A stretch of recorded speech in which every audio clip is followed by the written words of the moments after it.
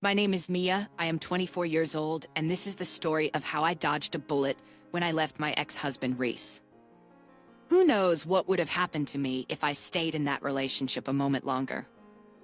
I had always known that marrying Reese meant accepting his close relationship with his mother, Evelyn.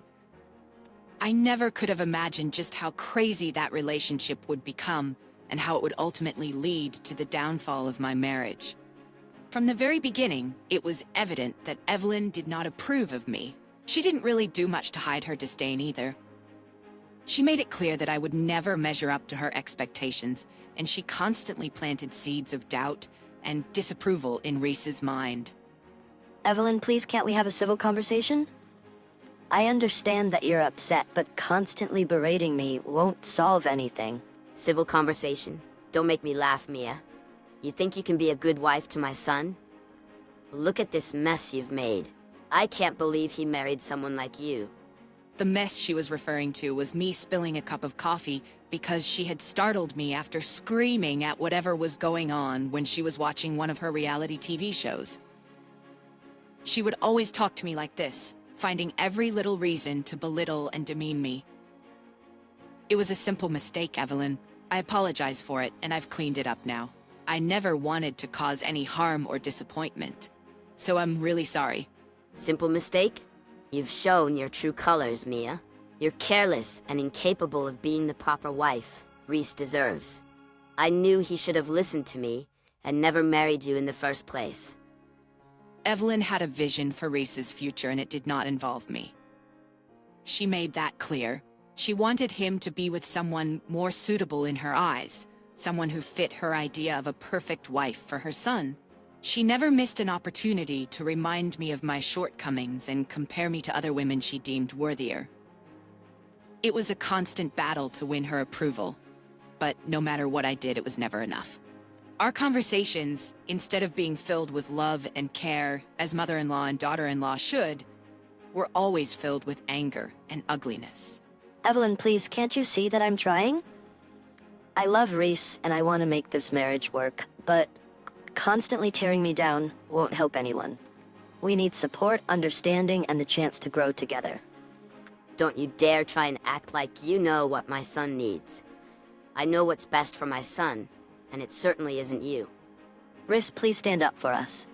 We can't let your mother's opinions control our happiness any longer. We deserve a chance to build a life together free from constant judgment and criticism. But unfortunately, instead of being married to a real man, I was married to a sniveling mama's boy. I can't, Mia. I can't go against my mother. I'm sorry. Even though Reese wouldn't fight for us, I continued to challenge my toxic mother-in-law's beliefs. But as the argument continued, I found myself crumbling under the weight of Evelyn's everlasting disapproval and Reese's inability to stand up for us. The tears flowed freely down my face, and my heart shattered into a million pieces. It was at that moment that I realized I couldn't fight this battle alone. I couldn't force someone to love me or to choose me over the influence of their mother. I was tired. I had been enduring this treatment for a very long time, but at that moment, something within me changed. One day, I will physically force my son to sign those divorce papers. Do you hear me? You are useless and pathetic, and... Evelyn, I am tired of this constant battle. I can't keep fighting against you and your disapproval. Do whatever you want. With a heavy heart, I made the painful decision to let go. I deserved someone who would love and cherish me without hesitation. Someone who would prioritize our relationship above all else. And as I walked away from that tumultuous scene, I vowed to find the strength within myself to rebuild my life and discover a love that would never be swayed by external forces, no matter how big they were. As time went on and I was gathering my affairs as the divorce from Reese was being finalized, I would be bullied and ridiculed by both Evelyn and Reese. It seemed as though Reese had fully embodied his mother's traits, as they would both partake in mercilessly ridiculing me as I was getting my boxes. I expected this behavior from Evelyn, but Reese was now doing it too. Now, I knew for sure that there was no turning back, and leaving this family was the best thing I could do for myself. Throughout the divorce proceedings, Reese and Evelyn would torment me. At that point, they were just looking for a punching bag. Their incessant attacks weren't hurting me as much anymore. Rather, they were just becoming annoying inconveniences that I would have to deal with for just a little bit longer until the divorce was finalized. And thank God it was done in such a short manner of time, because less than 6 months later, I was once again a free woman. Sticking true to her word, Evelyn found a new lady for Reese in no time. Being the nosy ex-wife I found out that this new girl's name was Morgan, and she came from a very affluent family. Her family was well known in the community for hosting grand events and fundraisers for their charities, but anyone could see that their family was just as snobbish as the next ridiculously wealthy family. From checking out her social media, I could see that she was quite a strict lady, similar to Evelyn. I'm pretty sure that's why they got along. I'll admit I was sad to find out that this was what my life came to. Call it bitterness or jealousy, I was upset that Reese had left me for this woman, and I constantly checked their social media to keep up with what was happening. It was somewhat masochistic, if you will, and soon enough my heart was completely shattered when I saw their wedding photos. As I scrolled through my social media feed, a bittersweet feeling washed over me. There it was, the wedding photos of Morgan and Reese, the man I once thought I would spend the rest of my life with. Seeing their radiant smiles on their faces surrounded by family and friends stirred up a mix of emotions within me. Jealousy crept in, I'll admit. It's hard not to feel a pang of envy when witnessing someone you love so deeply moving on and starting a new chapter with someone else, even if I was doing my best to heal and move on. Anyone who has gone through what I have gone through will tell you that healing isn't linear. It's a journey that has its ups and downs. The thought of Reese standing at the altar exchanging vows with another woman was indeed a bitter pill to swallow. But amidst the bitterness, there was a surprising sense of relief.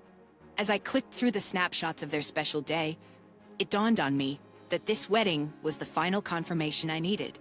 Our relationship was truly over. It was time for me to let go completely and move forward. It dawned on me that this wedding was the final confirmation I needed. Our relationship was truly over, and it was time for me to let go completely and move forward. I couldn't help but reflect on our tumultuous past, the battles fought and the sacrifices made.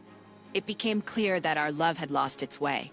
Overshadowed by the influence of Reese's mother and the toxicity it brought, I had fought so hard trying to salvage what was left of us, but all of that was for nothing. Eventually, a sense of liberation washed over me.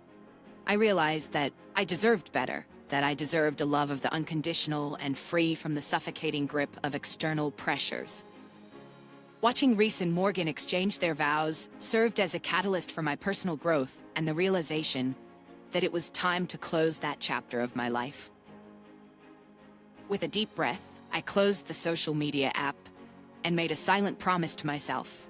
I would heal, I would grow, and I would find a love that was authentic. The wedding may have stirred up bitter feelings, but it also fueled my determination to move on and discover my happiness independent of Reese's choices. And so as I set my sights on the future, I took a step forward, leaving behind the remnants of a broken love story. It was time for me to embrace new beginnings, rediscover myself, and create a life that was uniquely mine. Or so I thought. You see, even after everything, after being embarrassed by my horrible ex-mother-in-law and coming to terms with the fact that Reese has moved on, it appeared as though I couldn't escape the ghosts of my past. 3 months after the wedding between Reese and Morgan, my life had taken a remarkable turn. The wounds of the past were slowly healing, and I found myself emerging from the shadows of heartbreak and disappointment. Instead of dwelling on what could have been, I focused my energy on self-improvement and pursuing my passions. During this time, I discovered a newfound sense of resilience within me. I embarked on personal projects that had been put on hold for far too long.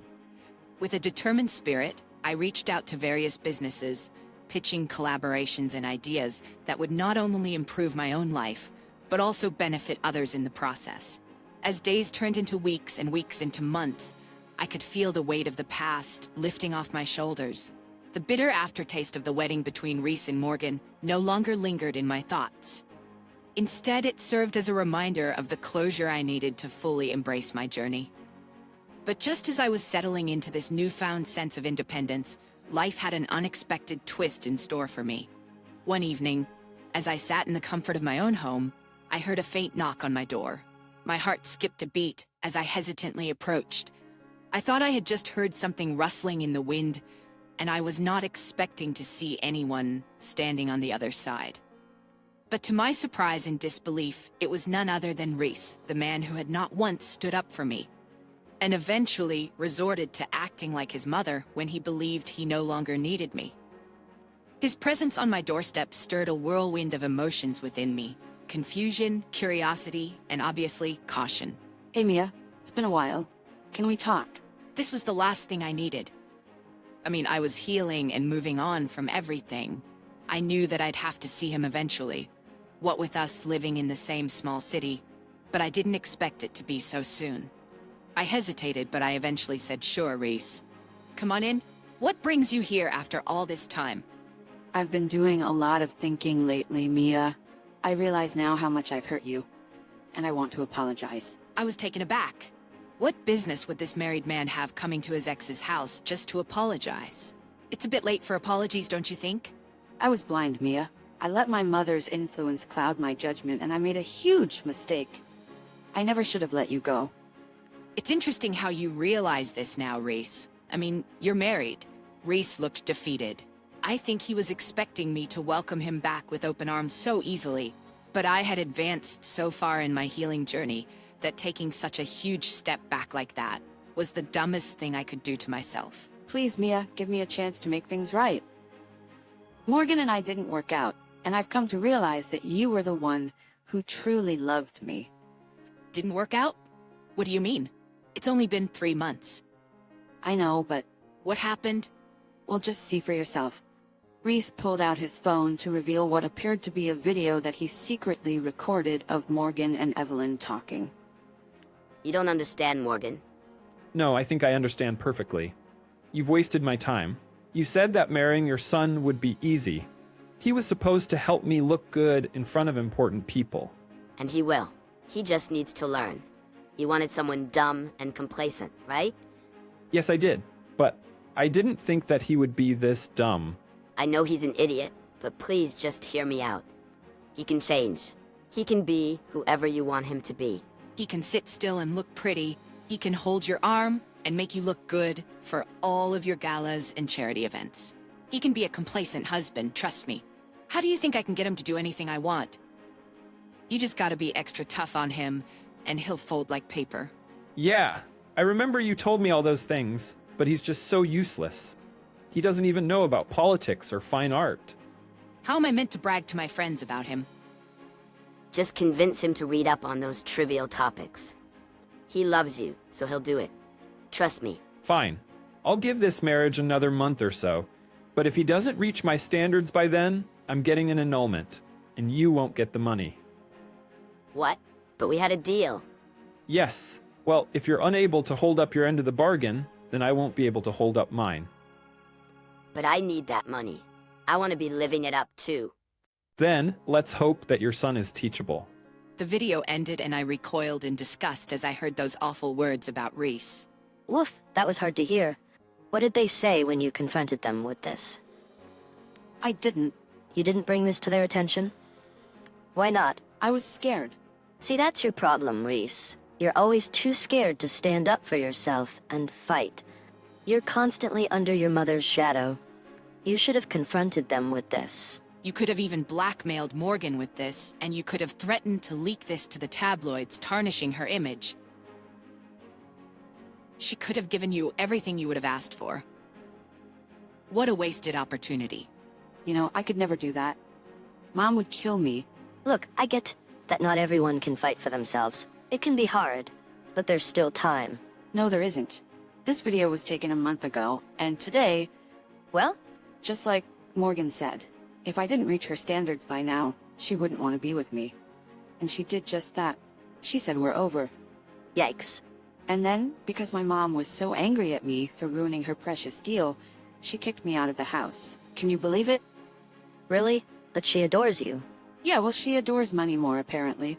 My mom was upset because Morgan promised her a lot of money if I could just be the pretty arm piece for my rich, intelligent, and extravagant wife. From the video, I'm sure you could get that. She never loved me. She never liked me. She just wanted me to be her arm candy. At that moment, I began to feel bad for Reese. Clearly, he was too used to being pushed around and receiving it twofold from his awful mother. And his equally awful new wife certainly wasn't ideal. He confided in me and told me that they were extra mean to him, making him feel completely worthless. They were treating me the same way that my mom was treating you. What? So now that you've experienced what it feels like, you're on my doorstep crying. How typical. Oh, come on, Mia. Why can't you be kind after everything I've done for you? Everything you've done for me. What exactly have you done for me? Other than doing everything that your mom told you to do. Well, exactly. You never fought for me. When your mom was berating me, making me cry and feel useless, you would sit there and do nothing. I get that you're scared of her, but when are you gonna stop feeling sorry for yourself and do something? Right now, Oh yeah? Then go back home and demand that you stay in the house. well, you see, the thing is, Just like I thought, you have no backbone. I hate to say it, Reese, but you really need to step up. I'm not saying that you have to attack your mom the same way she does to you. All I'm saying is you have to decide for yourself what you want from this life. Do you want to continue to be used and manipulated? Or do you want to stand on your own 2 feet? So what you're saying is you're not gonna help me. Wow, Mia, I didn't think you'd be this cruel. I see your mother's manipulative tactics didn't fall too far from the tree. Reese, I can't help you. I'm doing so good for myself, and the moment the divorce was finalized, you no longer became my responsibility. Reese began to shout and rage about how I was never a good wife and that I was to blame for his spinelessness. I sighed and told him to get out, and this seemed to scare him, so he decided to whine about how his life wasn't fair and that I should take pity on him. He switched back and forth from being sad, mopey, and begging to be harsh and cruel. It was like I was back in that horrible space again, and I simply couldn't have it. Reese, it's too late. You made your choice when you walked away from our marriage and chose someone else. I can't just forget the pain and heartache you put me through. And even now you sit in my house and continue to insult me. You need to leave before I call the police. Mia, I've learned my lesson the hard way. I've realized how much I've lost, and I don't want to lose you completely. Can't we start over? Starting over means acknowledging the past, Reese. It means taking responsibility for your actions and understanding the consequences.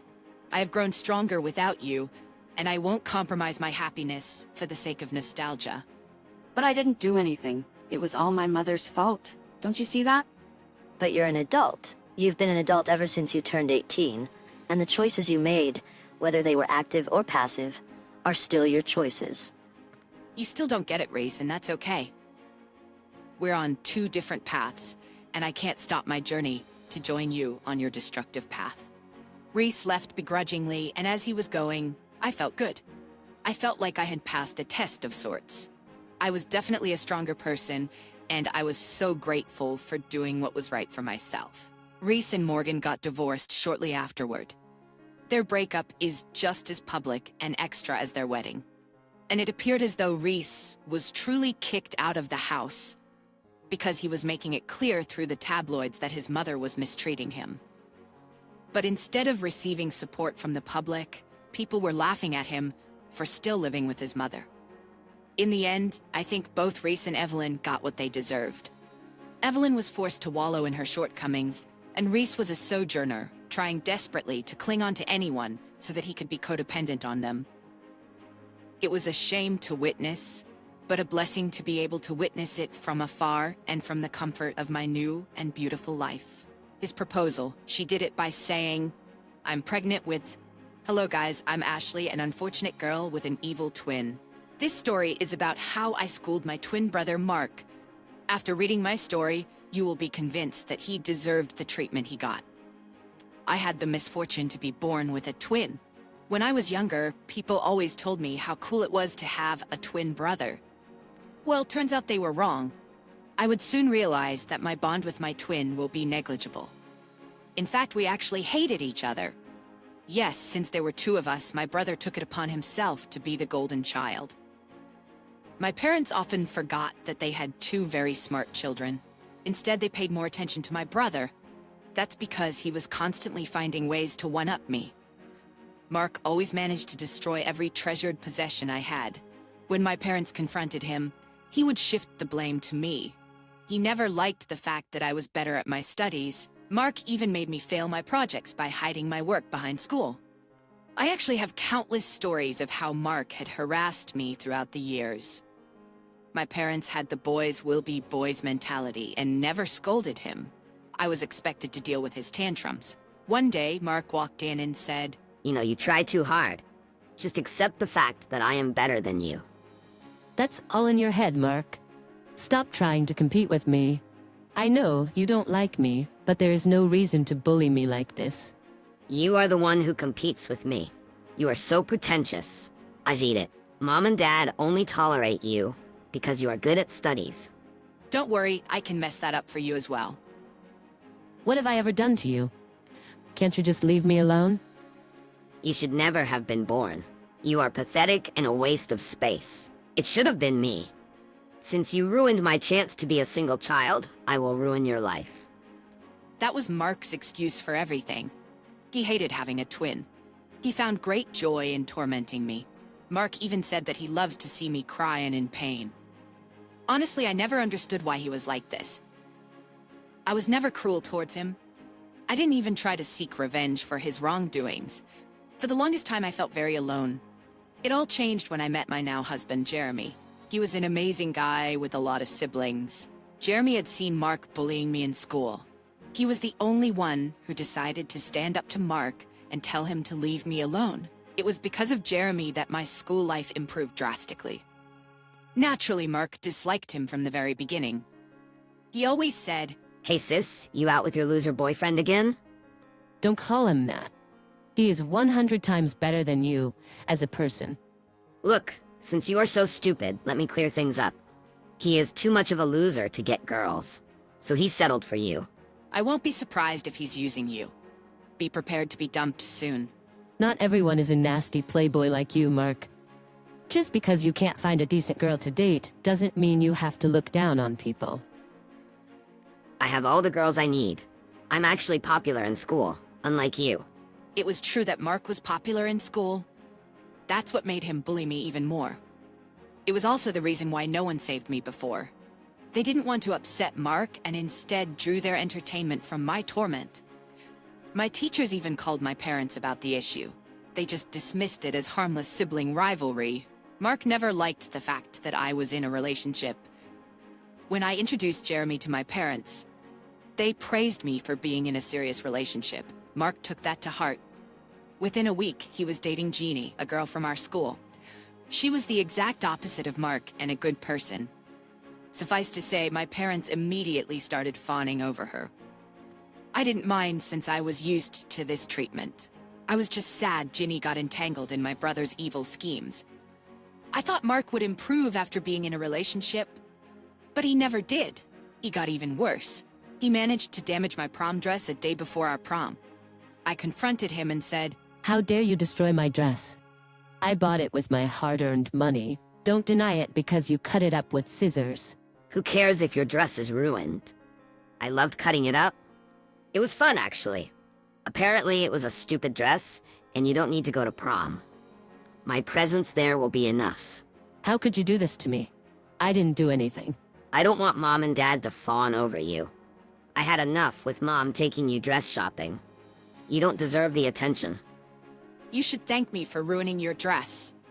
It was a waste on you anyway. Mark was successful in ruining my prom. Since I didn't have a dress, I couldn't go to prom. I cried the entire day. My parents just told me to get over it. They were happy that at least one of their kids went to prom. I was utterly heartbroken. They didn't even make him pay me back for the dress. I knew asking for the money would land me in trouble, so I kept my mouth shut. Mark pulled a similar stunt at our graduation. He shut me in the house and left me with my papers. I was going to get an award for being the top performer. Mark dated that he locked me up in my room when I was in the shower. When I called my parents, Mark picked up and said, Why are you calling Ashley? I am locked in the house, Mark. You need to tell Dad so that he can come get me. I will miss graduation if he doesn't hurry. Well, Dad is busy. The ceremony will start in a while. Looks like our star performer will miss her award. Sad. Wait, did you lock me in the room, Mark? Answer me. Yep, I'm surprised you figured it out. So you are not that dense after all. Why did you do this? I'll tell our parents. They think you're already here. I told them you left before we left the house. They can't help you anymore. Enjoy being at home while I get to attend graduation. No, Mark, please help me. Why are you being so cruel? You don't deserve this award, Ashley. Mom and Dad should only celebrate my win. I don't want to be sharing the stage with you. So I locked you at home. Now stop bothering me. I have a graduation to attend. With that, he simply cut the call. I was panicking and didn't know what to do. I called Jeremy to come get me from the house. However, the doors were locked and there was no way he could rescue me.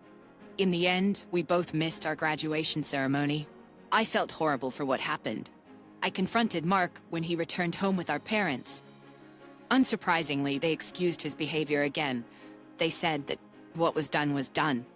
We needed to make up so that everyone could go for dinner at Mark's favorite restaurant. They had already decided on that without me.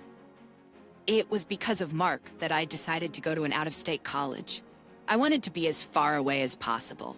He had already destroyed my school life, and I didn't want him to spoil my college life as well. I and Jeremy both got into a good college because of our grades. I was finally having a normal life away from Mark and my parents. However, he still found a way to destroy my college experience. When we graduated, Mark never invited me to his graduation. My parents went to celebrate his graduation without me. When I sent them an invite for my graduation, Mark decided to call me. He said, "I know you sent invites to our parents for your graduation. You must be thinking they will show up and celebrate your success. Well, it won't happen on my watch." What do you mean, Mark? You cannot lock me in the house this time. Mom and Dad will attend my graduation. You cannot stop them. I can and I will. You know, I might just have a small medical emergency on the day of your graduation. It will happen right before they leave for the ceremony. Very unfortunate timing, I must say. You don't dare do that. I will tell them about your plan. They won't believe you, Ashley. They never have. I had a change of heart, so I informed you beforehand. Knowing this now is going to save you some pain in the future. Before I could respond, he simply cut the call. I was too naive to think he wouldn't do something like this, but he did just that. He faked having a bad stomachache that landed him in a hospital. Naturally, my parents abandoned me for him. They never showed up to the ceremony. They didn't believe me when I told them about Mark's plan. Again, I was heartbroken. Only Jeremy was there to comfort me. He said, "Ashley, you need to start cutting off your family. They will never understand your feelings. I have seen you go through enough. But they are my flesh and blood. How can I abandon them?" They will never learn to stand up for you, Ashley. I am here for you. But you need to defend yourself too. Cutting off your brother, at least, will be the right step now. They will never learn to stand up for you, Ashley.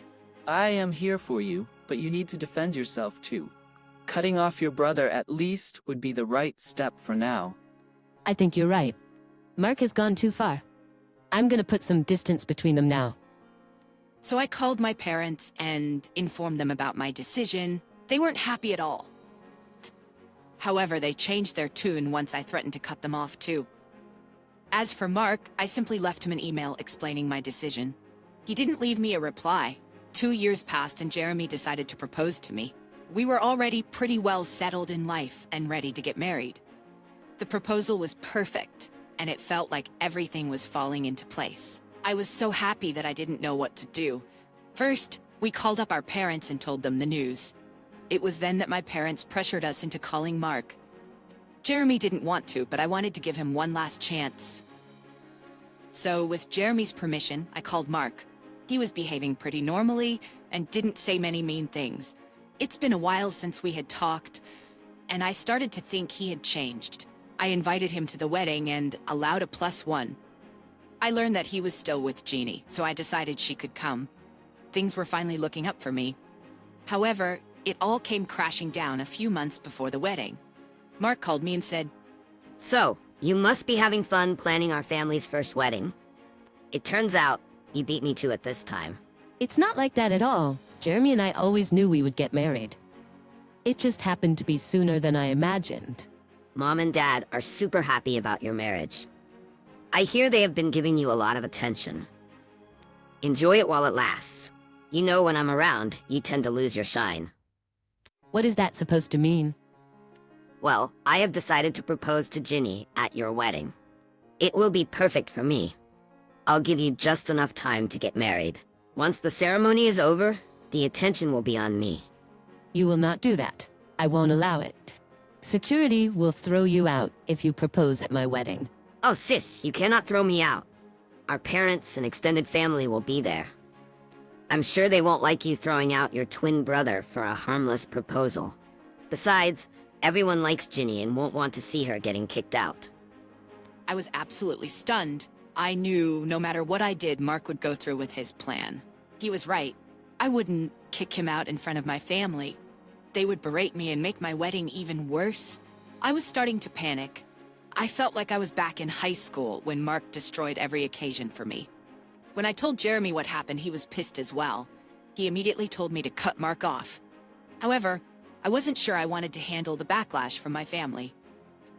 When I was at the end of my wits, I stumbled upon some interesting information. One of my friends from the office, Rachel, knew my brother very well.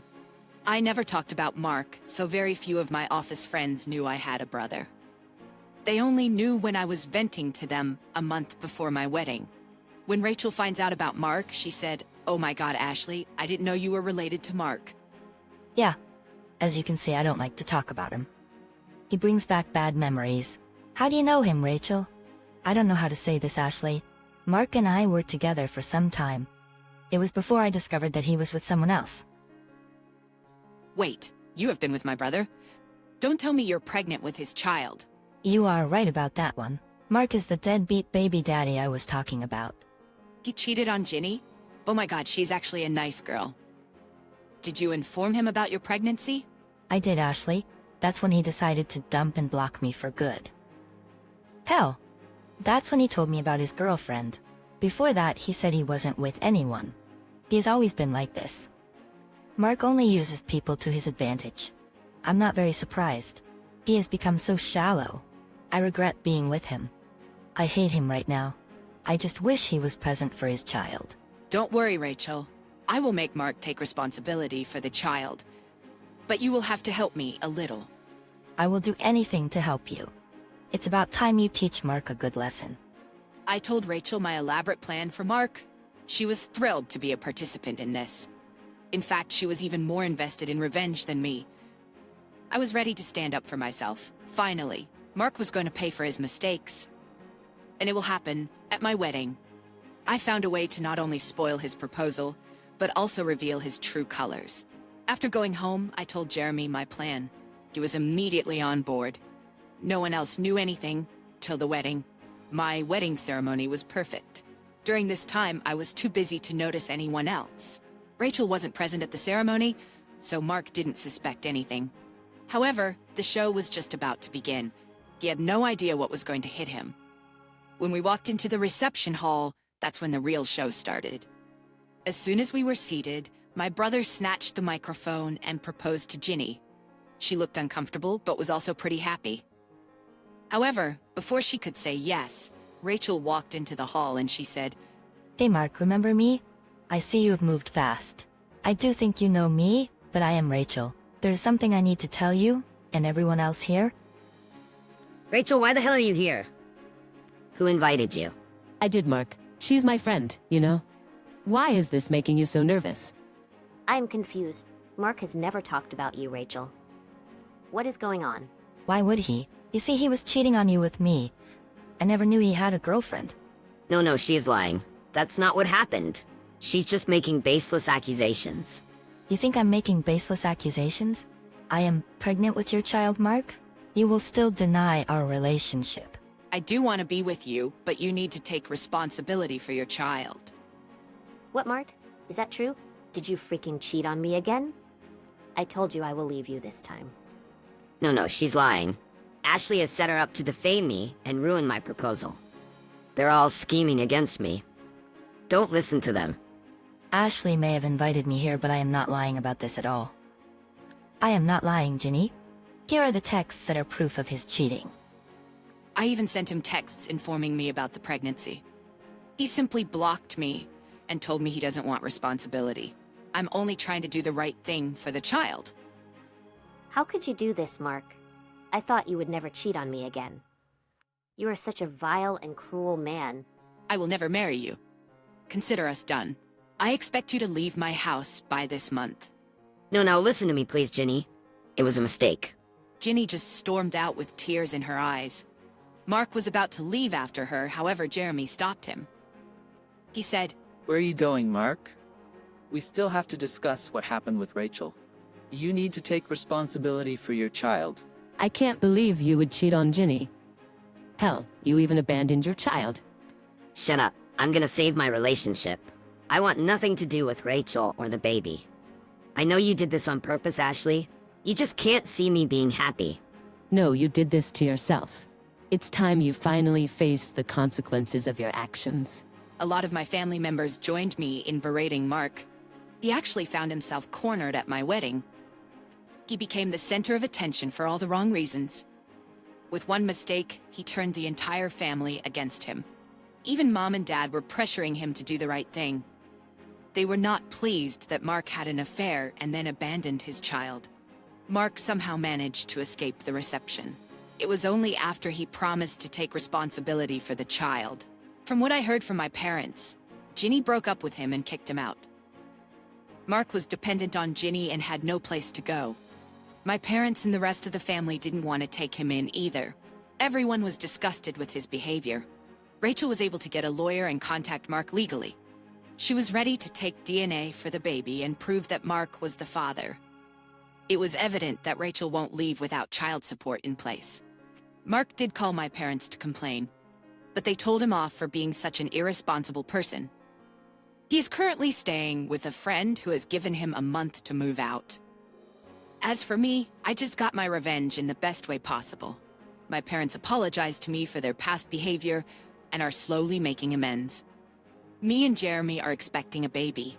We have also established a good relationship with Rachel, so the two cousins can grow up together.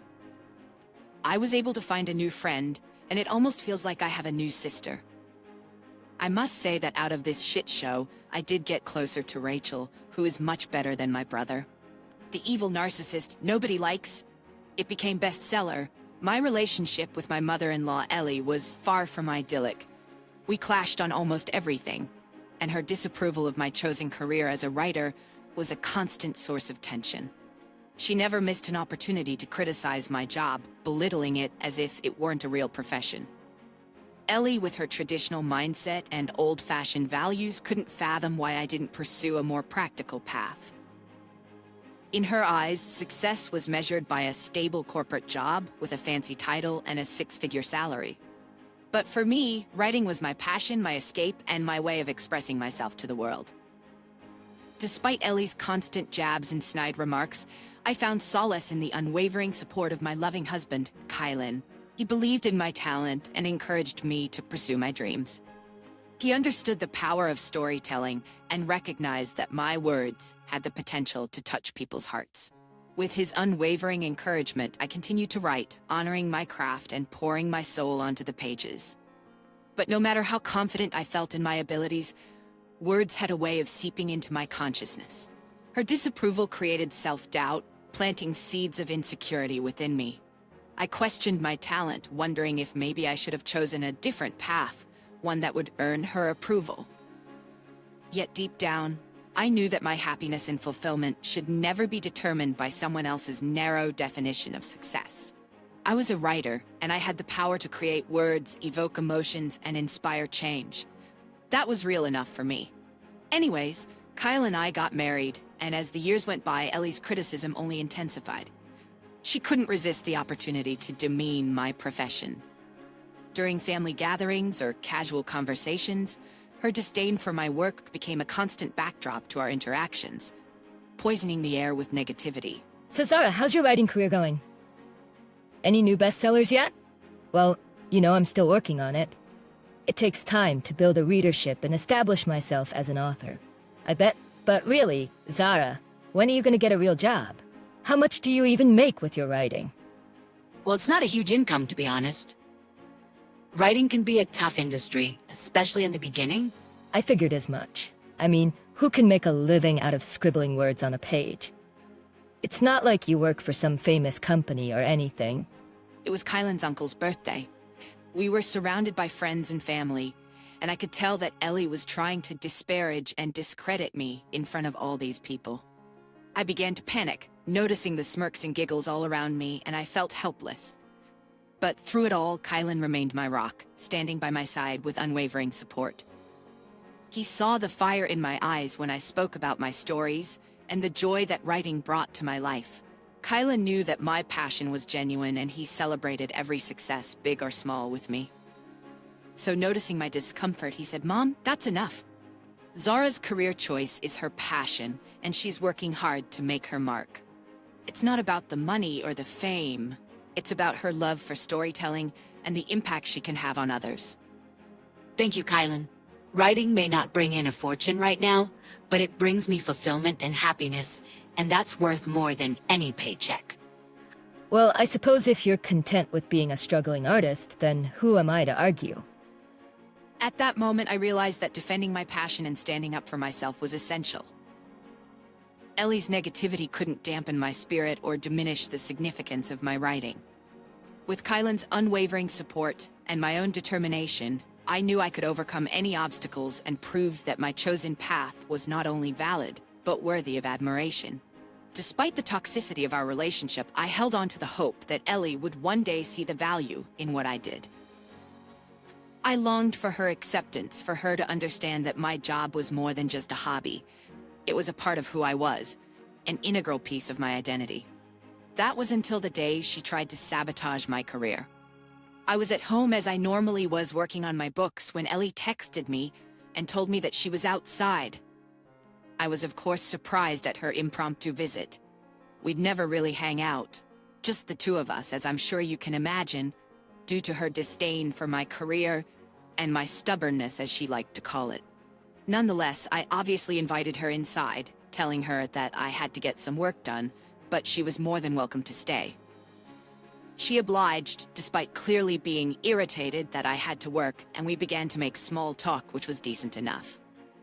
There I was, sitting at my computer, passionately pouring my heart into my writing. It was my escape, my outlet, and the one thing that brought me true joy.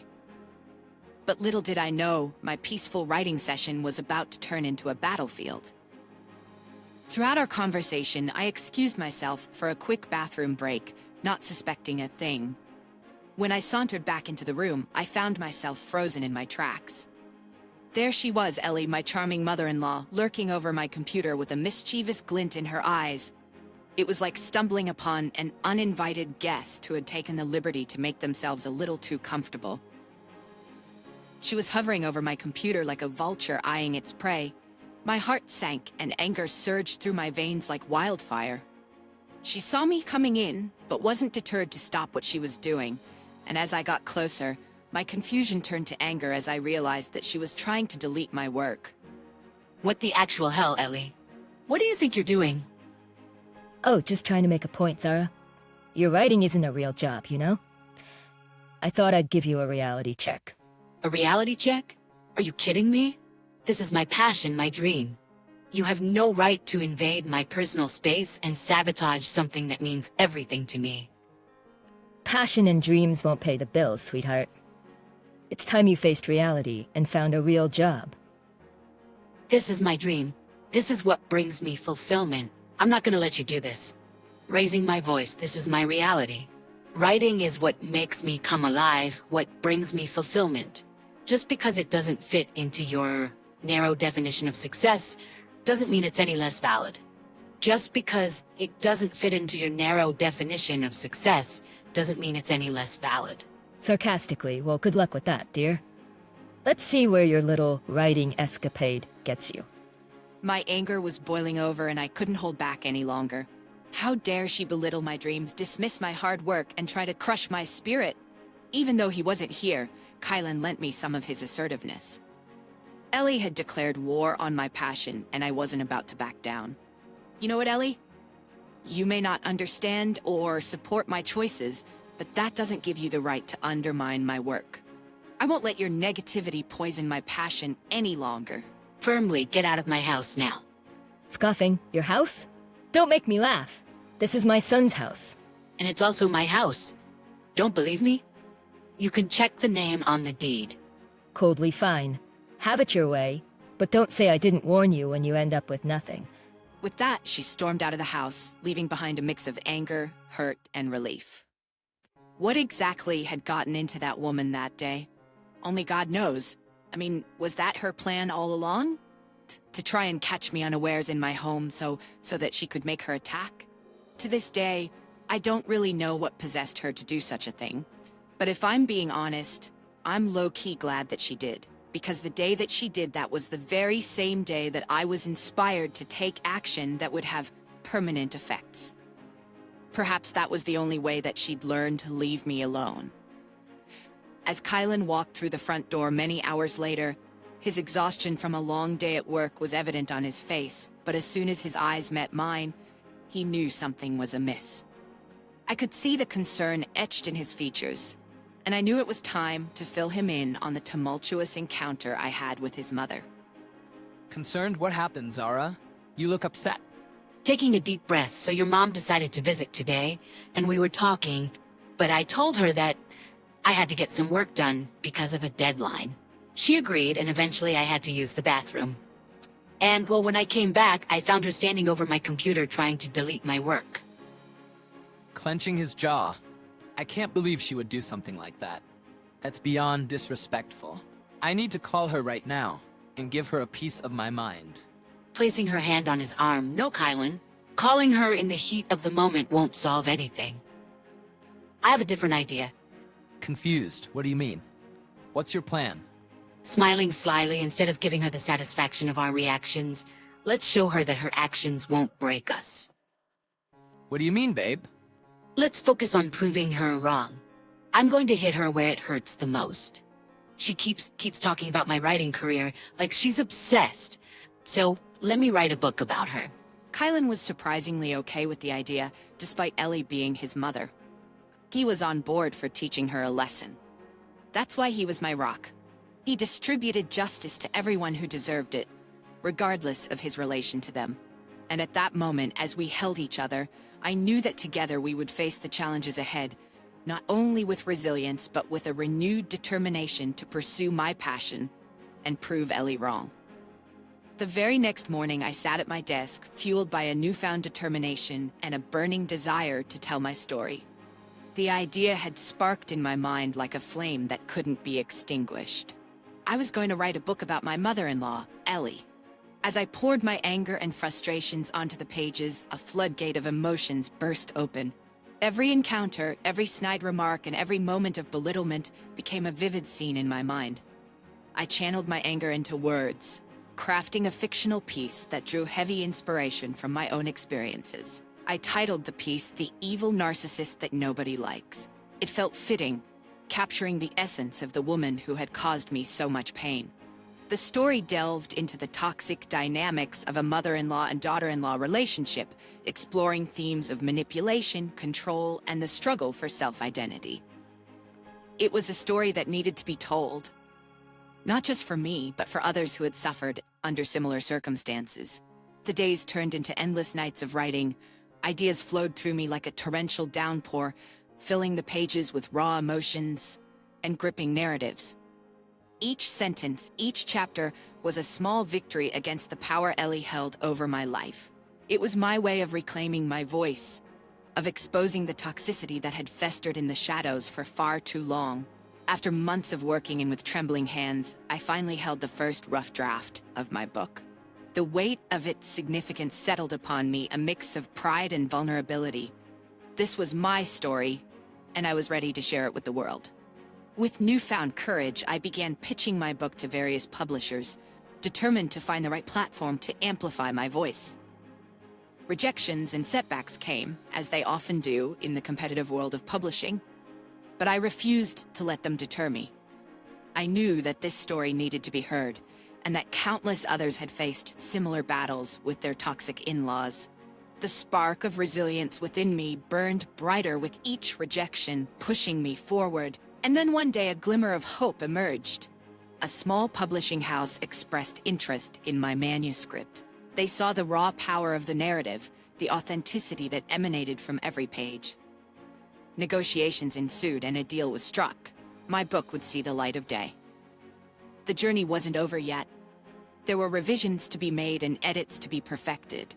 But with every revision I felt a sense of liberation, as if each word erased a piece of the pain I had carried for so long. The process was grueling, but the result would be worth it. As I neared the final stages of publication, a sense of empowerment washed over me. I had transformed my pain into art and my frustrations into a story that would resonate with others. No longer would I be silenced by Ellie's toxic influence. I would reclaim my narrative, pun intended, and in doing so, inspire others to find their voices. I took a deep breath, ready to share my story with the world. Ellie's reign of toxicity may have shaped my past, but it would no longer define my future. With each word, each page, I would rise above her influence, carving my path and finding solace in the power of my voice. As my book hit the shelves, it ignited a firestorm of attention. The response was overwhelming, surpassing even my wildest dreams. The Evil Narcissist That Nobody Likes became a huge success and a bestseller, capturing the hearts and minds of readers across the country. Within the first week alone, thousands of copies flew off the shelves, and the numbers continued to climb as the months went by. With the growing success of my book came a flurry of media appearances.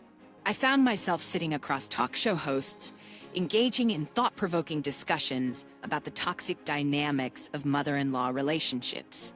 Podcasts invited me to share my journey, my words resonating with listeners who had endured their battles with difficult family members. The world was finally listening, and I felt empowered by the platform I had been given. Yet amidst the whirlwind of publicity, I couldn't help but notice Ellie's absence. She had become noticeably inactive on social media, and her presence within the family group chat had dwindled.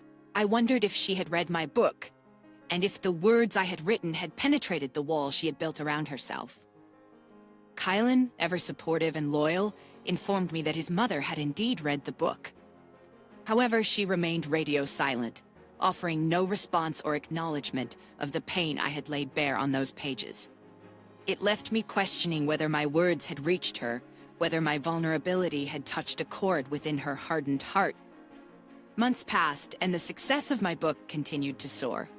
The media frenzy intensified, propelling me into the spotlight as the voice for those who had suffered in silence. It was during this time that Ellie finally decided to reach out and call. Zara, I can't believe you would write such lies about me in your book. How could you make me out to be some sort of monster? I never mentioned any real names in my book. It's a work of fiction that draws inspiration from various experiences. There are no direct references to you or anyone else. It's a reflection of the broader dynamics that exist in many mother-in-law relationships. Well, it sure feels like you're targeting me specifically. Maybe the reason why you feel targeted is because you know you're guilty. What? How dare you accuse me of? Save it, Ellie. You're a snake and you know it. You're just mad because my book helped you realize that. Our relationship has been strained for a long time, and this was my way of processing and expressing my emotions. It was never meant to attack or defame you personally. But you know how the saying goes, if the shoe fits, then wear it. You've always been dramatic and exaggerated things. I just thought you would have shown some respect for your family and kept our private matters private. Respect goes both ways, Ellie. It's been incredibly hurtful that you haven't even congratulated me on the success I've achieved with the book. But I can't say I'm surprised since it's triggering you so much. I'm not triggered. Instead of acknowledging the years of pain and frustration I endured, you're focused on feeling attacked. Well, even if what you said was true, you're rich and successful now.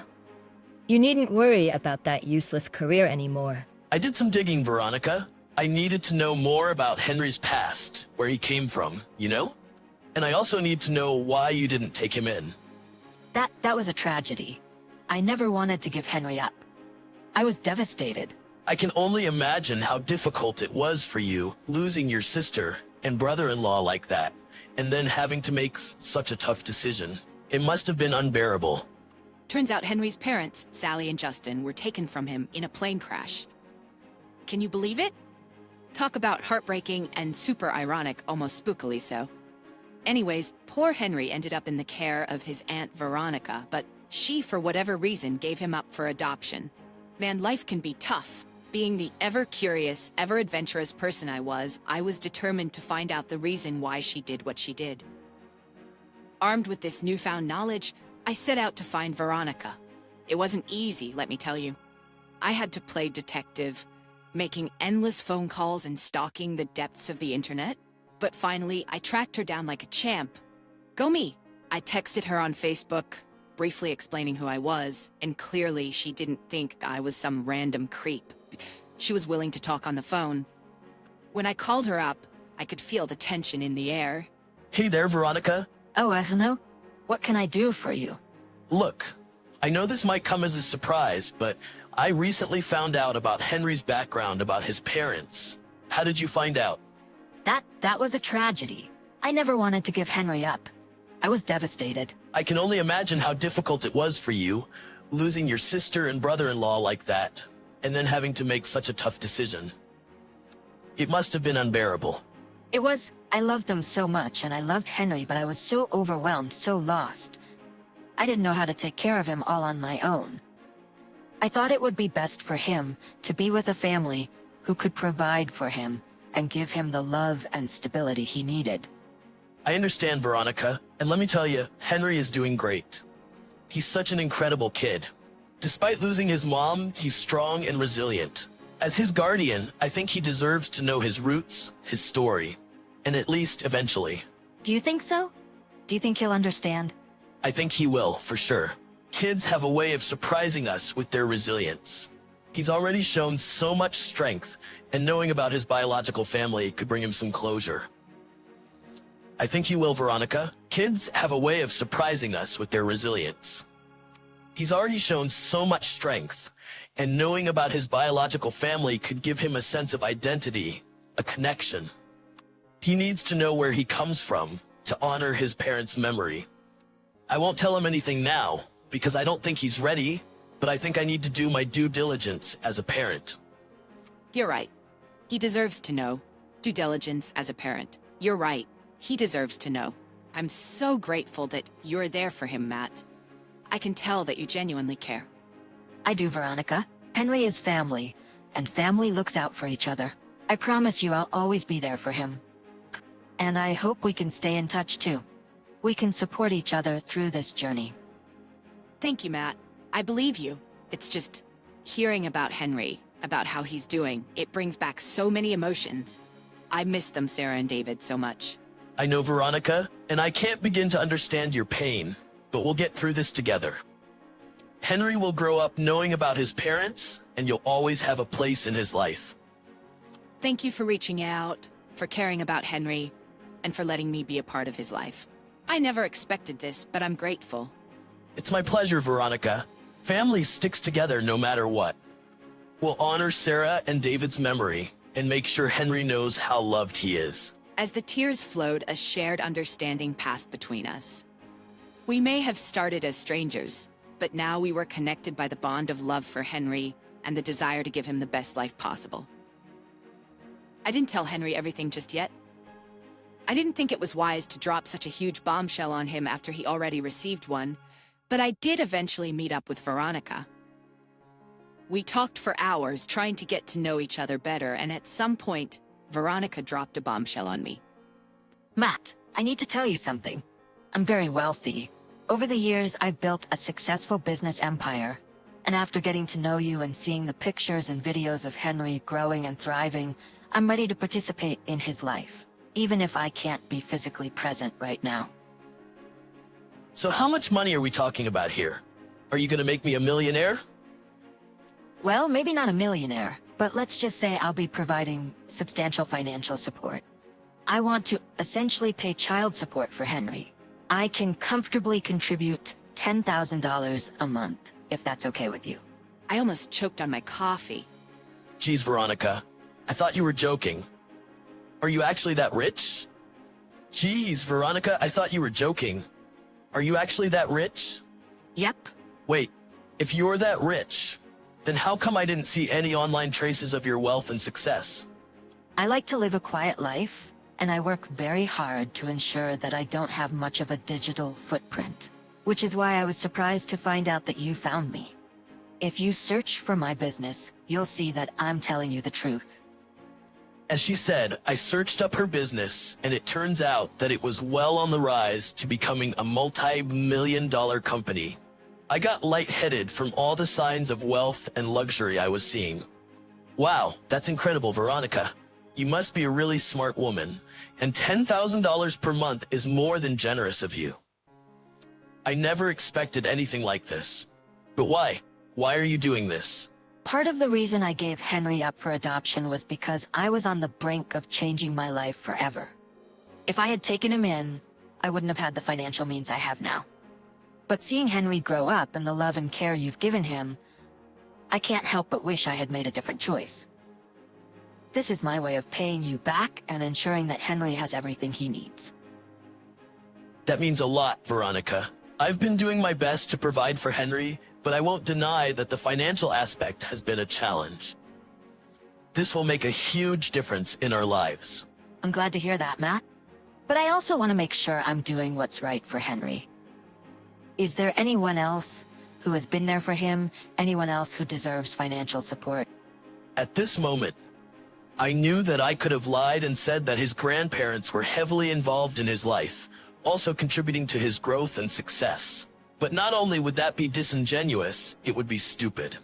I could have done my parents a solid, getting them extra cash, but I saw an opportunity to do what was right and just. Honestly, Veronica, I'm the only one who stepped up after his mom passed away. Marie was the only one who cared for him. The rest of our family, well, they turned their backs on him. I didn't know what I was expecting her answer to be, but it wasn't this. In that case, I'll add another $10,000 per month to support you and Henry. You've taken on the responsibility and provided him with the love and care he deserves. I want to help in any way I can. I started calling her crazy for her proposals. How could she pay me, little old me, $20,000 per month? I swear I saw stars at that point. Even though I told her that the first $10,000 was enough, she insisted that she paid me the extra money, saying it was the least she could do. Even though I told her that $10,000 was enough, she insisted that she paid me the extra money, saying it was the least she could do. I truly regret not being there for Henry when he needed me. But now, we can make things right, and ensure he has the best life possible. I hope one day, when the time is right, I have the chance to meet him and be a part of his life. Over time, thanks to the monthly payments from Veronica, things started looking up for Henry and me. We moved into a much nicer place, and I could finally buy some cool stuff for the both of us. When my parents noticed the change, they couldn't hold back their curiosity any longer and confronted me about it. So I spilled the beans and told them everything. I explained who Veronica was, how we met, and that she was sending us a fat check every month to help us out. But when they heard about the money, their eyes lit up with dollar signs, and they wanted their piece of the pie. Well, sorry, not sorry. I made it clear that the money was meant for Henry and me, especially Henry. It was all about securing his future and making sure he had a shot at success. But man, did things get heated. What makes you think that you deserve this money? Well, Really, Matt? You're gonna treat us like this? Yep. After what you said about Henry 8 months ago, you think you deserve a slice of the pie? You're crazy. How dare you? You're our son. You're meant to take care of us as we get older, or at the very least, cut us in on that sweet deal. Over my dead body, the both of you aren't gonna touch this money, you hear? You're greedy and selfish. Yeah, well, you're cold-hearted and bitter. The both of you. Now, if you'll excuse me, I have to get back to the life that I'm enjoying with Henry. It was a messy argument filled with frustration and disappointment. Our relationship has been on the rocks ever since. Frankly, I don't care. My priority is Henry and his well-being, not their entitled demands. With the money from Veronica, I got smart. I didn't want to blow it all on dumb stuff. Now I decided to invest it wisely. I talked to some financial experts and explored different options. My goal was to build up Henry's credit and bank accounts so he'd have a solid foundation when he comes of age.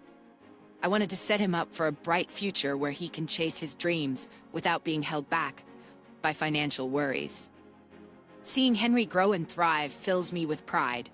I know that by making smart financial moves and investing in his future, I'm getting revenge on the crappy people who doubted us. It's my way to a system that failed to support him when he needed it the most. So yeah, our family relationships might be strained, but I don't give a damn. I'm committed to securing Henry's future and making sure he has every opportunity he deserves. Together, we'll rise above the negativity and create a legacy of love and resilience, honoring the memory of my beautiful baby sister, Marie. I'm glad my parents got what they deserved, which was nothing. I'm glad that I reached out to Veronica and significantly improved my life. But most of all, I'm glad that Henry is doing okay. One day soon, I'll have to tell him about where all this money is coming from. But for now, I just want to see him happy. Before handing her these documents, I smiled and took the wallet from her. She fainted on the spot. My name is Yasmin. I'm 45 years old. I'm sitting alone in our cozy living room, my heart heavy with grief and longing as I write this story. I feel like I finally have the gumption to materialize what I've been through as a means to therapize myself and also help anyone who might relate to the craziness that is my life. You see, Charles, my beloved husband of 20 years, had been taken from me in a cruel twist of fate just a few months ago. The pain of his loss is still fresh, but it was even more crippling when it happened. It was as if time had frozen at that moment when I received the devastating news of his car crash. The future we had envisioned together, filled with love, laughter, and countless more years of companionship, was abruptly shattered. Never would I have thought that I'd be a widow at 45 years old. The bond Charles and I shared was particularly profound, forged through the trials and tribulations we had both endured in our lives. We were two broken souls who found solace and healing in each other's arms. My own journey had been marked by heartache, as my parents, lost to the grip of addiction, had abandoned me at a young age. Their choice to prioritize drugs over their own flesh and blood left me with deep emotional scars. As for Charles, his relationship with his mother, Talia, was tumultuous at best. He had severed ties with her, cutting off all contact after years of disappointment and betrayal. But Talia, like a cunning serpent, would slither back into his life, feigning betrayal. But like a cunning serpent, she would slither back into his life, feigning innocence and pleading for forgiveness. Each time he relented, hoping for a genuine change, she would eventually betray his trust, using him to fund her destructive drug habits and skip town. As I said, Charles and I found solace in each other's arms, building a sanctuary of love and trust that shielded us from the scars of our past. We were each other's rock, a safe haven in a world that had shown us little mercy. Our love flourished, and we dreamt of a future together that would defy the pain and sorrow we had endured. We were doing pretty good, if I do say so myself. It had been 2 years since we last heard from Charles's mother, and it seemed that Charles was finally coming to terms with the fact that his mother would never change. Hence our success and growth as a couple. We were cultivating a brand of love and care which almost made these deep emotional scars fade. Almost. Charles's sudden departure from this earth left me reeling, drowning in a sea of sorrow and unanswered questions. How could life be so merciless, robbing me of the only person who had truly understood my pain and embraced my flaws? I grappled with this question, wanting to just shrivel up in my bedroom and never face the world again. But time, alas, just like death, isn't merciful and waits for no one. So we had to begin the funeral proceedings. As the days passed, I found solace in the loving support of my friends and family. Together, we navigated the difficult process of bidding farewell to Charles, ensuring that his departure from this world was marked with dignity and a celebration of the beautiful life he had lived. We held a heartfelt funeral service, gathering in my home to honor his memory and share stories that brought both tears and laughter. Amidst the bittersweet atmosphere with the scent of freshly cut flowers permeating the air, a solemn doorbell rang, interrupting the melodic hum of conversations. Curiosity piqued. I made my way to the door, my heart fluttering with anticipation and uncertainty. And there, standing before me in a sea of black attire, was Talia, Charles's estranged mother, bearing a bottle of whiskey as a peace offering. At that moment, a storm of emotions swirled within me. Anger, resentment, and confusion battled with grief and the longing for closure. Confusion battled with grief and the longing for closure. But as I gazed into Talia's tear-filled eyes, a flicker of understanding ignited within me. I knew that despite the pain she had caused, she too was grappling with her regrets and the weight of lost time. Without a word, I opened my arms and Talia stepped forward. We embraced, holding each other tightly as tears were shed, each drop carrying a multitude of unspoken emotions. The years of bitterness and fractured relationships seemed to dissolve in that single heartfelt hug. Talia's whispered agonies washed over me, and though the wounds were far from healed, I found a glimmer of compassion within my heart.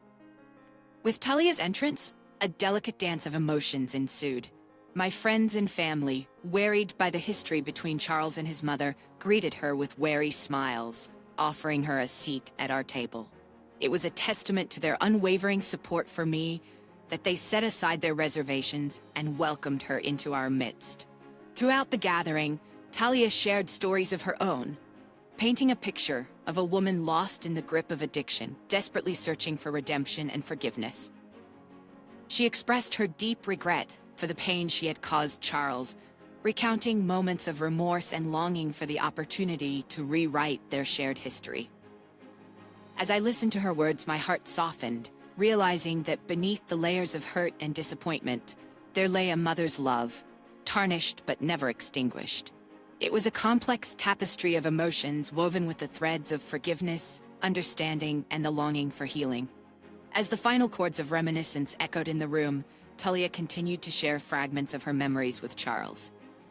She spoke of tender moments from his childhood, of shared laughter and stolen glimpses of the man he had become. Each word carried a mix of nostalgia and regret, creating an intimate portrait of a son she had lost along the way. As the funeral service drew to a close and guests began to depart, Talia, wearing a look of determination, remained by my side. With gentle gestures and a shared understanding, my sisters and I began to tidy up the remnants of the day, grateful for Talia's unexpected assistance. In a moment of vulnerability, Talia turned to me and asked if she could make a request. Her voice trembled with a mix of trepidation and longing, and I met her gaze with a mixture of curiosity and caution. Opening my heart to the possibilities, I encouraged her to share her desire. Talia looked at me, her eyes filled with a mix of gratitude and vulnerability. She expressed her deep regret for the pain she had caused, recounting moments of remorse and longing for the opportunity to rewrite their shared history. As I listened to her words, my heart softened, realizing that beneath the layers of hurt and disappointment, there lay a mother's love, tarnished but never extinguished. It was a complex tapestry of emotions woven with the threads of forgiveness, understanding, and the longing for healing. Looked at me, her eyes filled with a mix of gratitude and vulnerability. She took a deep breath before speaking. I know I have no right to ask this of you, but could I have a chance to say goodbye to my son? To be close to him, even if it's just through his belongings? I stared at her for a moment, weighing the gravity of her request. Sensing my hesitation, she added, I know it's an odd request, and again, you have every right to deny it, but if I could just touch his clothes or smell his cologne, maybe, just maybe, I could reconnect with him, even though he's gone. Despite the pain and resentment that still lingered within me, I couldn't ignore the genuine remorse etched on Talia's face.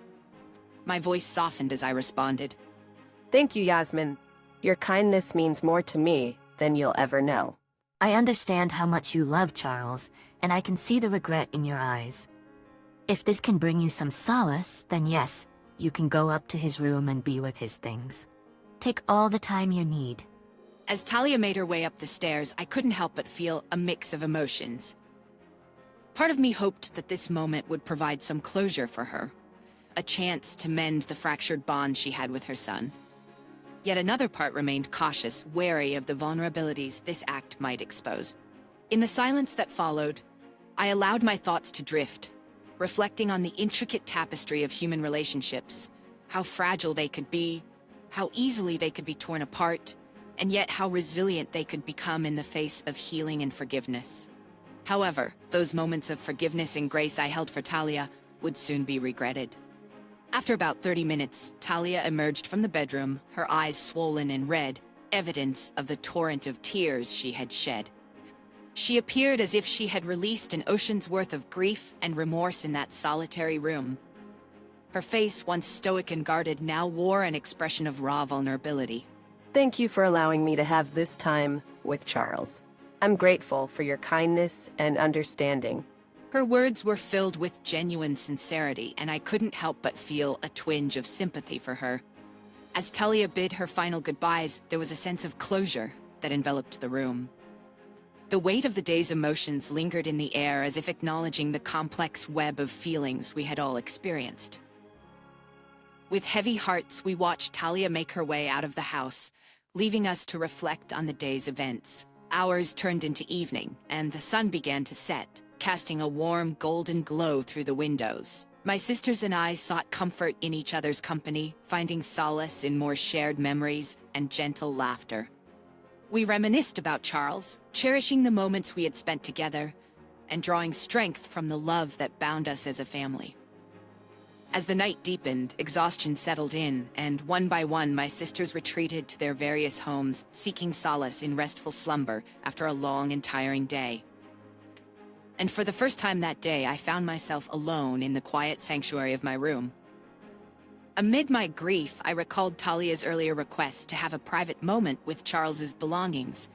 Now, with the room enveloped in silence, I couldn't help but feel a tinge of curiosity. The longing to connect with Charles, even in his absence, tugged at my heartstrings, and so I allowed myself to explore his world, to immerse myself in the tangible remnants of his life. Gently, I began to examine his belongings, a collection of cherished items that spoke volumes about the man he was. I held his favorite watch, its rhythmic ticking a gentle reminder of the time we had shared. I traced the contours of his well-worn books, imagining the stories they had whispered to him. I looked over at the dresser containing all of the things that were salvaged from the car wreck. His phone, his work bag, his watch, and his wallet. That's when I noticed, though, that the wallet was gone. As panic gripped my heart and desperation clawed at my soul, I frantically tore through the room, searching for the missing wallet. Every drawer was pulled open, every corner examined with fervor, but it was as if the wallet had vanished into thin air. The realization struck me with a force that stole my breath away. The wallet that had been retrieved from the wreckage of the car crash was now nowhere to be found. In that moment of distress, I knew I had to reach out to someone who could help me navigate this unsettling mystery. Maybe I remembered incorrectly, and maybe his wallet was never returned to my possession. With trembling hands, I dialed the number of Ramsey, a dear friend who had been present during the funeral and had also played a crucial role in retrieving Charles's belongings. Charles's salvaged belongings. Ramsey, a trusted member of the police department, possessed both the skills and the dedication needed to unravel the truth. As the phone rang, my heart raced and tears streamed down my face. Ramsey's voice, calm and reassuring, greeted me on the other end. I poured out my anguish, explaining the circumstances and the urgency of the situation with a heavy sigh. Ramsey confirmed that he had indeed brought Charles's wallet back with the other belongings. A mix of relief and confusion washed over me. If Ramsey had returned the wallet, then where could it have gone? It was then that realization struck like lightning, illuminating the dark corners of my mind. It could only have been Talia, my twisted, estranged mother-in-law, who had seized the opportunity to snatch the wallet from the dresser while I was consumed by grief and unsuspecting of her motives. With a deep breath, I relayed my suspicions to Ramsey, my voice trembling with a mixture of anger, sadness, and disbelief. Ramsey, understanding the gravity of the situation, assured me that we would get to the bottom of it. Charles was one of my best friends. I promise you, if Talia had anything to do with this, we'll get to the bottom of it and make sure that she pays. At that moment, as Ramsey's words of comfort enveloped me like a warm embrace, a flicker of hope ignited within my heart. Though shadows loomed and uncertainty clouded the path before me, I knew that with Ramsey by my side, we would navigate the murky depths of this twisted tale. Together, we would uncover the motives that had driven Talia to commit such a heartless act and bring closure to this chapter of our lives. As the days rolled on, the weight of grief still heavy upon my shoulders, I was confronted with yet another shocking revelation. The steady stream of bank statements that notified both me and Charles's phones bore witness to a growing storm brewing within Charles's accounts. It started with small amounts, a charge of $700 followed by $1,000, but soon escalated into a torrential downpour of deductions with staggering sums exceeding $3,000. Fear and concern gripped my heart as I watched the steady drain on Charles's hard-earned savings. It was a violation, a desecration of his memory, that cut me to the core. With a heavy heart, I once again reached out to Ramsey seeking guidance and solace in the face of this new ordeal. Ramsey's voice resonated with a mixture of empathy and determination as he advised me to take swift action. You have to get Charles's cards deactivated immediately to halt these unauthorized transactions. The practicality of his advice was undeniable, but it was a bitter pill to swallow. Canceling credit and debit cards, terminating TV, movie, and music subscriptions, and severing financial ties. All these formalities served as a stark reminder that Charles was truly gone. Yet as the anger grew within me, fueled by the audacity of Talia's actions, a rebellious thought took hold. Why should I succumb to her wicked game so easily? How dare she squander my late husband's money with such reckless abandon? I resolved that I would not let her have the satisfaction of destabilizing our lives further. And so a devious plan began to form in the recesses of my mind. I decided to let Talia continue using the cards, allowing her a false sense of security. Little did she know that I held the upper hand, the power to unveil her deceit and reclaim what was rightfully Charles's. It was not an easy choice, for it meant prolonging my confrontation with the harsh realities of his absence. But I was determined to expose Talia's true nature to shine a blinding light upon her dark deeds. I would gather the evidence, the proof of her financial exploitation, and present it as an irrefutable testimony of her treachery. With renewed vigor and a fire burning within me, I set out on this dangerous path. Each transaction made by Talia would be meticulously documented, her every move tracked until the time was ripe for confrontation. It was a delicate game of cat and mouse, where I would allow her to revel in her illusion of control, all the while laying the groundwork for her inevitable downfall. As days turned into weeks, the battle raged within me. A whirlwind of emotions that swung between despair and determination. I clung to the memories of Charles, drawing strength from his love and the fire that burned within me. I knew that by exposing Talia's actions, I would be honoring his memory, safeguarding his legacy from the clutches of greed and deceit. But if I was going to stick it to her, I had to do it in a way that she'd never forget. As the weeks crawled by, the weight of Talia's deceit grew heavier. She continued to squander Charles's hard-earned money with reckless abandon, her audacity seemingly boundless. Each transaction she made, each dollar she spent, served as a reminder of her complete lack of remorse and empathy. My disgust for my estranged mother-in-law reached new depths with every passing day. I would gather the evidence, the proof of her financial exploitation, and present it as an irrefutable testimony of her treachery. With renewed vigor and a fire burning within me, I set out on this dangerous path. Each transaction made by Talia would be meticulously documented, her every move tracked until the time was ripe for confrontation. It was a delicate game of cat and mouse, where I would allow her to revel in her illusion of control, all the while laying the groundwork for her inevitable downfall. As days turned into weeks, the battle raged within me, a whirlwind of emotions that swung between despair and determination. I clung to the memories of Charles, drawing strength from his love and the fire that burned within me. I knew that by exposing Talia's actions, I would be honoring his memory, safeguarding his legacy from the clutches of greed and deceit. But if I was going to stick it to her, I had to do it in a way that she'd never forget. As the weeks crawled by, the weight of Talia's deceit grew heavier. She continued to squander Charles's hard-earned money with reckless abandon, her audacity seemingly boundless. Each transaction she made, each dollar she spent, served as a reminder of her complete lack of remorse and empathy. My disgust for my estranged mother-in-law reached new depths with every passing day. How dare she squander my late husband's money with such reckless abandon? No. I resolved that I would not let her have the satisfaction of destabilizing our lives further. And so a devious plan began to form in the recesses of my mind. I decided to let Talia continue using the cards, allowing her a false sense of security. Little did she know that I held the upper hand, the power to unveil her deceit, and reclaim what was rightfully Charles's. It was not an easy choice, for it meant prolonging my confrontation with the harsh realities of his absence. But I was determined to expose Talia's true nature, to shine a blinding light upon her dark deeds. With renewed vigor and a fire burning within me, I set out on this dangerous path. Each transaction made by Talia would be meticulously documented. Her every move tracked until the time was ripe for confrontation. How could she betray her own son's memory so callously? How could she treat his legacy as her piggy bank, using it to fund her desires without a shred of guilt? Then one fateful day I opened the door and lo and behold, there stood Talia, a semblance of remorse etched upon her face. But I knew that it was all a lie. Hello. Hello, Talia. Can I come in? No, you may not. Oh, I suspected as much. I don't blame you. I imagine you found that Charles's wallet is missing. Well, I'm so sorry I took the wallet. Please forgive me.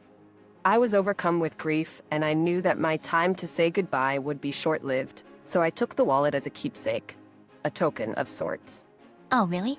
Yes. I'll admit it was completely wrong of me, but I guess I grew conscious and decided to return it to you. Anger surged within me, threatening to consume my every thought.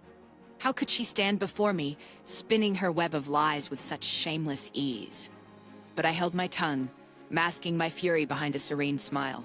At that moment, I saw an opportunity, a chance to turn the tables on Talia and expose her for the fraud she truly was. I smiled and then handed Talia a document, a meticulously compiled record of every penny she had stolen from Charles, accompanied by a list of the charges she would be facing for her crimes.